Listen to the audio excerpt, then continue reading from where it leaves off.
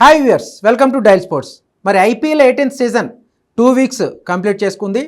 So అంచనాలు పెట్టుకున్న జట్లు ఎలా ఆడుతున్నాయి, అంచనాలు లేని జట్లు ఎలా ఆడుతున్నాయి. సో మరి ప్లే ఆఫ్కి ఒక సినారియో అయితే చాలామంది ఎక్స్పెక్ట్ చేస్తున్నారు. ఏ జట్లు వెళ్ళే అవకాశం ఉంది, ఏ జట్లు వెళ్ళే అవకాశం లేదు, లీగ్ స్టేజ్లోనే ఇంటి దగ్గర పడతాయి అనేది చాలామంది ఎక్స్పెక్టేషన్స్ అయితే వేస్తున్నారు, వాళ్ళ అంచనాలు చెప్తున్నారు. సో దీనికి సంబంధించి ఈ 2 వీక్స్ టీమ్స్ పెర్ఫార్మెన్స్ తర్వాత ఎటువంటి జట్టు, ఏ జట్టు ఎట్లాంటి ప్రదర్శన చేసింది, వాళ్ళ అంచనాలు అందుకున్నాయా, దీనికి సంబంధించి మనతో మాట్లాడడానికి ప్రముఖ cricket commentator, senior sports journalist, senior cricket analyst, sports analyst Sudheer Mahavati ఉన్నారు. సుధీర్ గారు, సో ఎట్లా అనిపించింది? 2 వీక్స్ 14-15 డేస్ కంప్లీట్ అయిపోయింది ఐపీఎల్ స్టార్ట్ అయ్యి. సో అంటే మెగా యాక్షన్ తర్వాత ప్రతి కాంబినేషన్, టీమ్ కాంబినేషన్ చాలా వరకు మారిపోయింది. సో అంచనాలు పెట్టుకున్న జట్లు ఎలా ఆడాయి, అంచనాలు లేని జట్లు ఎలా ఆడాయి, సో ఎట్లా అనుకుంటున్నారు మీరు? I think it's been a very good tournament so far. అంటే చాలా చక్కగానైతే కొనసాగింది, ఎటువంటి ఇంటరప్షన్స్ చూడలేదు అండ్ మంచి మంచి మ్యాచెస్ చూసాం. బట్ అంత రియల్ థ్రిల్లింగ్ మ్యాచెస్ అయితే కనబడలేదు మీకు. కొన్ని మ్యాచెస్ మ్యాక్సిమం ఇప్పటి వరకు 18 మ్యాచెస్లో నరేష్ దాదాపుగా ఒక 10 మ్యాచెస్ వరకు మీకు వన్ సైడెడ్ అయిపోయినాయి. ఒక 3-4 మ్యాచెస్లోనే రియల్ ఎక్సైట్మెంట్ అనేది కనబడింది. బట్ ఒక విషయంలో I'm particularly as a cricket అనలిస్ట్గా ఎందుకు హ్యాపీగా ఉన్నానంటే, పంజాబ్ అండ్ ఢిల్లీ ఈ 2 టీమ్స్ రియల్గా మంచి పర్ఫార్మెన్స్ కనబడుతుంది. ఇప్పటివరకు టైటిల్ గెలవని రెండు టీమ్స్ పాయింట్స్ టేబుల్లో టాప్ 4లో 3 టీమ్స్ టైటిల్ గెలవని జట్లే. ఆర్సీబీ కూడా ఉంది. So I'm very happy about them because everybody is wanting one of these team to 3 teams to win the title. RCB అయినా పర్వాలేదు, పంజాబ్ అయినా పర్వాలేదు, ఢిల్లీ ఈ సంవత్సరం అయితే ఛాన్సెస్ కొంచెం మెరుగ్గా కనబడుతున్నాయి. అండ్ పర్ఫార్మెన్స్ కూడా అలాగే ఇస్తున్నారు. ఇప్పుడు అక్షర్ పటేల్ను క్యాప్టెన్ చేశారంటే I think is delivering is delivering goods actually. వాళ్ళకు అద్భుతంగా లీడ్ చేస్తున్నాడు. అండ్ అతని ఫేస్లో చూడండి ఎప్పుడు కూడా ఒక స్మైల్ అనేది కనబడుతుంది, ఎప్పుడు కూడా టెన్షన్లో ప్రెషర్గా కనబడలేదు. అండ్ ఫస్ట్ మ్యాచ్లో మాత్రమే కొంచెం వాళ్ళ మిడిల్ ఆర్డర్ కొలాప్స్ అయింది, కానీ but otherwise they have settle down well actually. అందరు కంట్రిబ్యూట్ చేస్తున్నారు. అండ్ ముఖ్యంగా స్టార్క్ను తీసుకోవడం అనేది ఎంత ప్లస్ పాయింట్ ఏందో మనకు క్లియర్గా తెలుస్తుంది. లాస్ట్ 2 మ్యాచెస్లో బ్రహ్మాండంగా బౌలింగ్ చేశాడు. Dev got some very good youngsters and Kuldeep is also doing a good job. తన అనుభవాన్ని ఉపయోగిస్తున్నాడు. అండ్ టాప్ ఆర్డర్లో వాళ్ళకు ఎవ్రీబడి ఈజ్ మెల్లమెల్లగా కంట్రిబ్యూషన్స్ మొదలు పెడుతున్నారు. సో దాంతో నేను అనుకుంటాను Delhi should be very happy. నిన్న పంజాబ్ ఓడిపోయిన తర్వాత బిట్ ఆఫ్ ప్రాబ్లమ్స్ని ఇన్వైట్ చేసుకున్నట్టుగా అనిపించింది. మనం చర్చించాం కూడా నరేష్.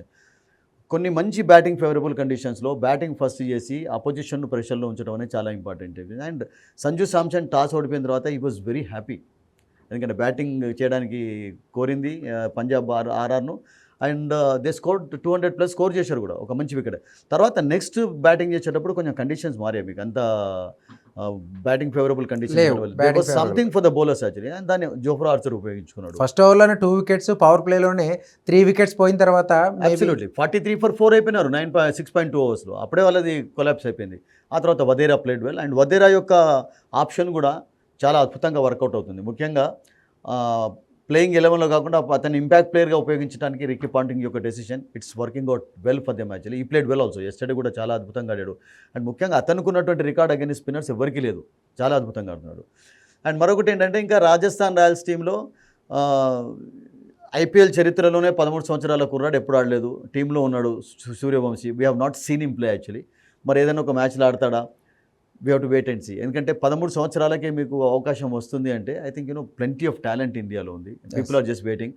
అండ్ రాహుల్ ద్రావిడ్ టీంలో ఉన్నాడు కనుక, because we all know Naresh ఎలా చేస్తాడు. రాజస్థాన్ ఫస్ట్ నుంచి కూడా యంగ్స్టర్స్కి ఎక్కువ ఛాన్స్ ఇస్తుంటుంది. అలా కాకుండా రాహుల్ ద్రావిడ్ ఉన్నాడంటే, రాహుల్ ద్రావిడ్ ఇండియాకు కోచ్ కాకముందు అండర్-19, అండర్-16 వాళ్ళను అద్భుతంగా గ్రూమ్ చేశాడు. సో ఎవరి టాలెంట్ ఏంటనేది తనకు ఒక అవగాహన ఉంది. సో నేను అనుకుంటాను ఈ సంవత్సరం let him learn, because learning అనేది కూడా చాలా ఒక బిగ్ లెసన్ అవుతుంది. ఆట ప్లేయింగ్ 11లో ఉండాలన్న రూల్ ఏం లేదు. ఈ can be of course a good choice for them in future also. అంటే ఫ్యూచర్ను దృష్టిలో ఉంచుకొని తీసుకుంటున్నటువంటి ఒక ఫ్రాంచైజెస్లో ముఖ్యంగా రాజస్థాన్ రాయల్స్ ఎప్పుడు కూడా నెంబర్ 1 ఉంటారు.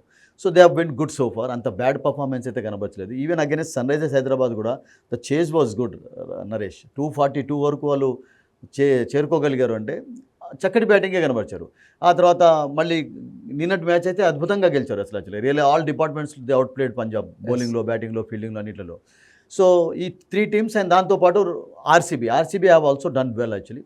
లాస్ట్ మ్యాచ్ ఓటమి మీరు పక్కకు పెట్టినట్లయితే in front of the home crowd, because they are not enjoying good success. హోమ్లో ఈ మధ్యలో కొంచెం పర్ఫార్మెన్స్ చక్కగా ఉండటం లేదు అది. But otherwise they are doing a good job. ముఖ్యంగా వాళ్ళకు కోహ్లీ ఫామ్లో ఉండడం, సాల్ట్ మంచి కాంట్రిబ్యూషన్స్ ఇవ్వడం. అండ్ బట్ వాళ్ళకు కూడా కొన్ని చేంజెస్ అనేవి అవసరం, ఎందుకంటే ఇంకా కాంబినేషన్స్ వర్కౌట్ అవుతలేదు.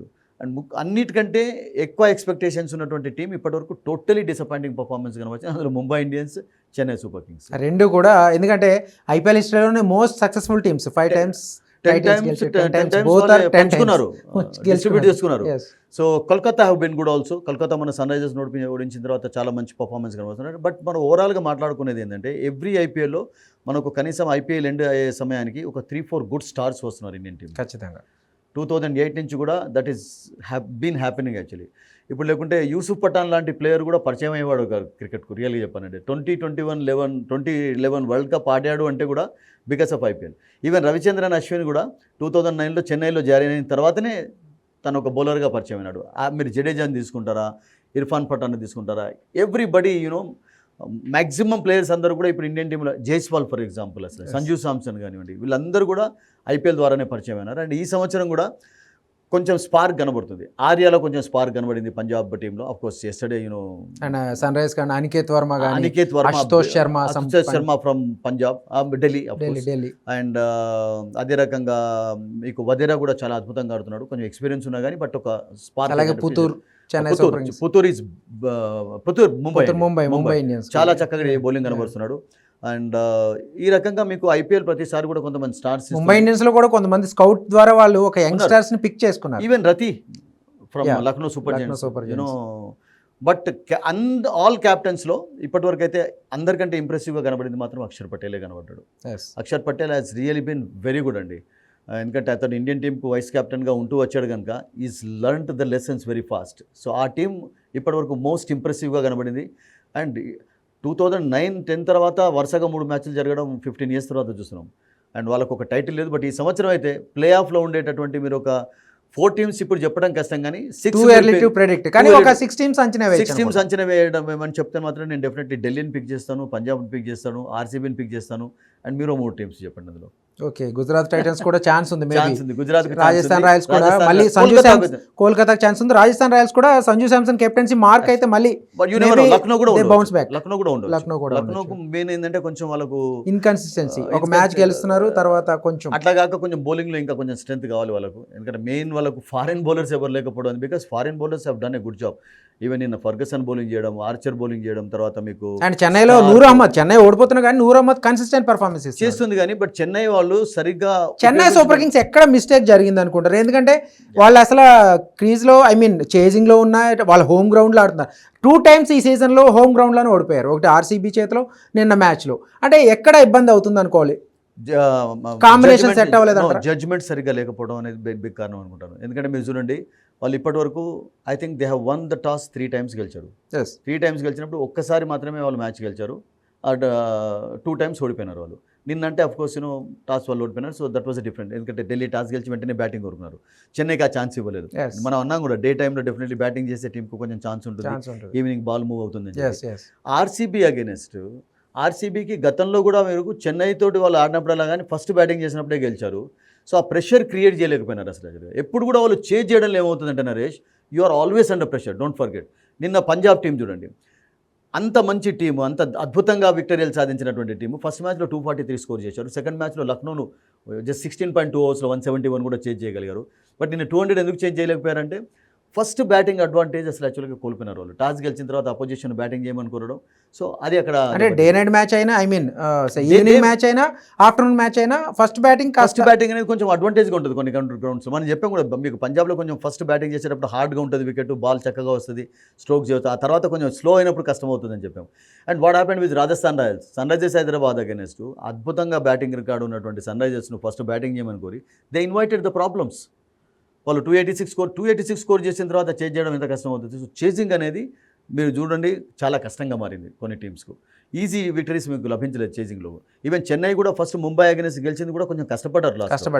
రావాల్సి వచ్చింది. సో అయితే మీరు అన్నట్టు చెన్నై సూపర్ కింగ్స్, ఇప్పుడు ఎవరైతే చెన్నై సూపర్ కింగ్స్కి ఫేస్ ఆఫ్ ది టీమ్గా ఉన్న ధోని కూడా కొంచెం క్రిటిసిజం ఎదుర్కొంటున్నాడు. అంటే ఇక్కడ బ్యాటింగ్ ఆర్డర్లో చివరి రావాలా, లేకపోతే కొంచెం ప్రమోట్ అయ్యి ఇంకా ముందు పొజిషన్లో రావాలా? చాలా మంది దానికి ఎక్కడ మిస్టేక్, దానికి కారణం ఏం చెప్పండి నరేష్. ఇప్పటి వరకు చూడండి 4-4, 3-3 మ్యాచెస్ ఆడి ఉన్నాయి. 3-3 మ్యాచెస్లో ఎవరైనా మ్యాక్సిమం చేంజెస్ చేస్తారా?